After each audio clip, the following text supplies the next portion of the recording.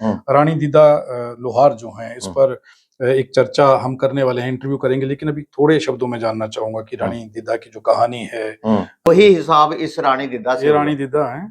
रानी दीदा जो है ये सर कैथरीन ऑफ कश्मीर कहते हैं। कैथरीन एक रशिया में रानी हुई है जी, डिक्टेटर हुई है, जिसने रशिया को रूल किया है। तो ये कश्मीर में इसको भी कैथरीन बोलते थे और रानी बहुत स्ट्रांग थी। इसमें तो ये भी लिखा हुआ कि मोहम्मद गजनवी जो इंडिया पर हमला करता था हर साल, लेकिन कश्मीर के रास्ते नहीं आता था, वहां रानी थी और वो उसको डर था कि इधर से जाऊंगा तो ये क्रश कर देगी मुझे, एक बड़ा और वो दूसरे रास्ते से घूम के जाता था। उसकी इतनी हिम्मत नहीं हुई।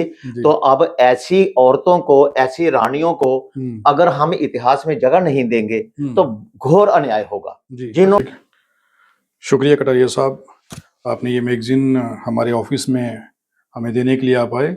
इस मैगजीन को देखिए एक मिनट के लिए, और ये विश्वकर्मा रिपोर्टर मैगजीन है।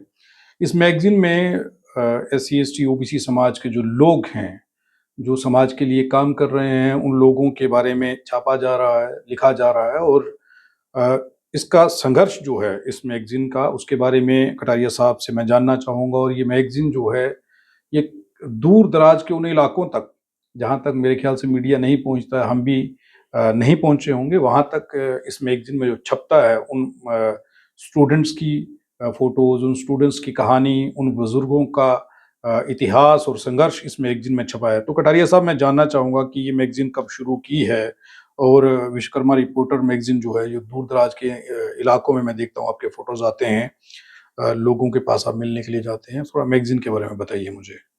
हाँ सर, हम OBC या SC ST OBC के लोग जो हैं, हम लिखने में, वैसे तो पढ़ने में और लिखने में पीछे ही रहे हैं, क्योंकि 1947 से पहले ये जो जातियां थी, इनको पढ़ने का अधिकार नहीं था, या फिर परंपरा ही नहीं थी, सिस्टम नहीं था, और फिर नेचुरली लिखने का भी नहीं था।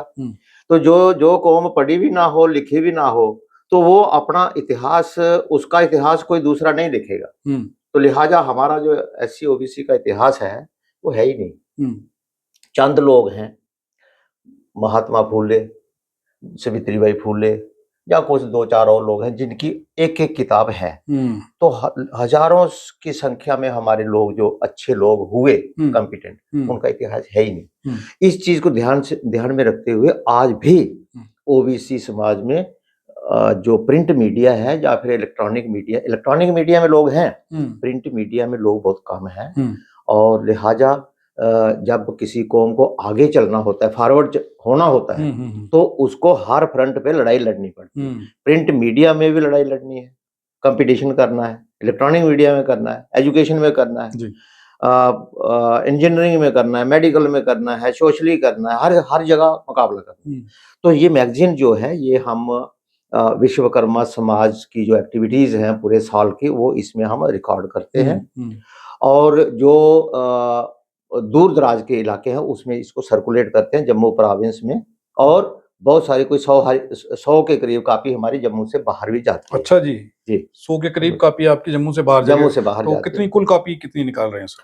2000 कापी हम हर साल प्रिंट करते हैं, हर साल 2000। तो 2000 लोग परिवारों में ये कापी जाती है। और जो हमारे जो ना समझ लोग हैं कुछ, वो कहते हैं कि इसका क्या फायदा होगा।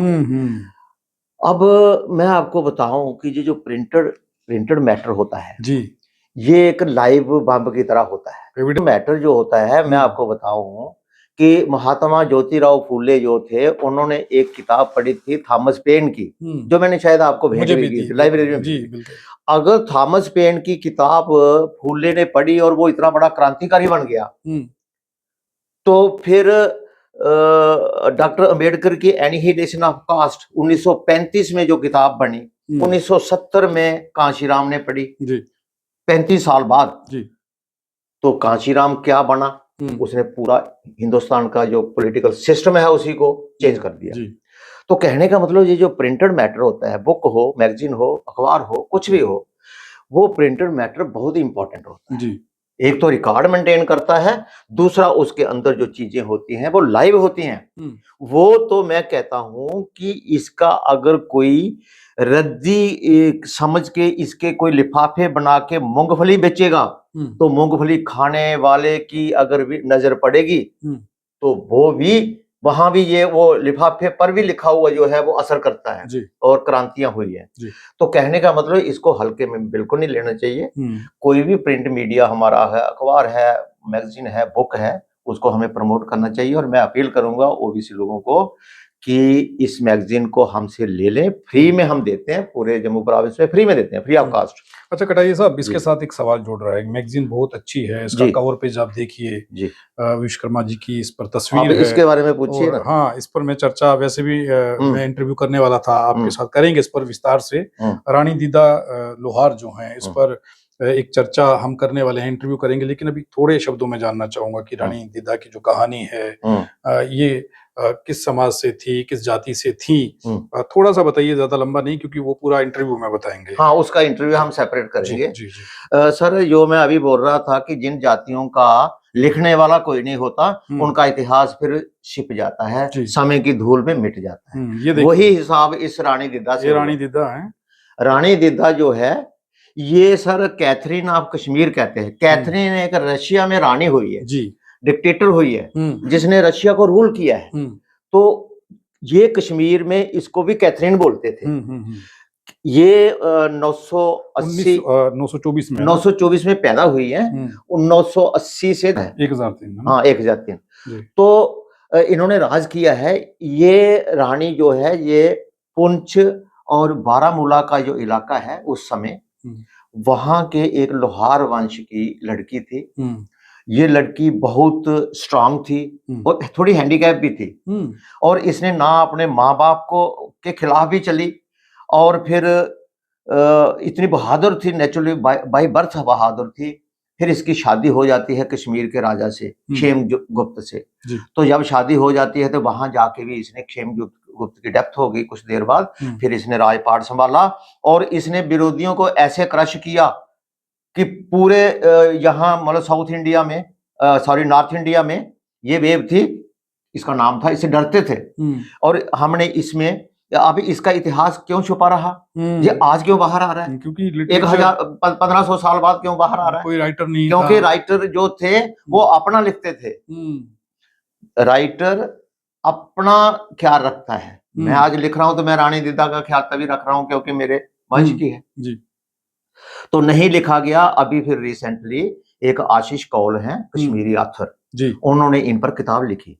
वैसे तो हमें थोड़ा थोड़ा नॉलेज हो रहा था पिछले 10-15 साल से, लेकिन एविडेंस जब आशीष कौल की बुक आ गई, मैंने वो 10 किताबें जो हैं वो ऑनलाइन अमेज़न से मंगवाई है, आपको मैंने दी है। तो रानी दीदा को उसने उसमें ऑथेंटिकेट किया है कि रानी हुई है और रानी बहुत स्ट्रांग थी।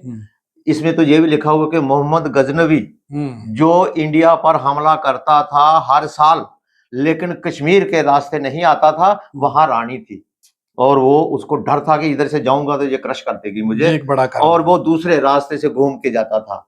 उसकी इतनी हिम्मत नहीं हुई। तो अब ऐसी औरतों को, ऐसी रानियों को अगर हम इतिहास में जगह नहीं देंगे तो घोर अन्याय होगा। जिन्होंने भी इतिहासकारों ने इसको इग्नोर किया है, मैं कहूंगा कि उन्होंने अन्याय किया है, न्याय नहीं किया है। तो वो न्याय करने के लिए हमारी मैगजीन में हमने इसको जगह दी है। अच्छा कटारिया साहब, इसके साथ इससे विस्तार पर पूरा इंटरव्यू करेंगे, वो डिटेल में बताएंगे रानी दीदा की कहानी, छोटी-छोटी बारीकियां जो है सभी दर्शकों को।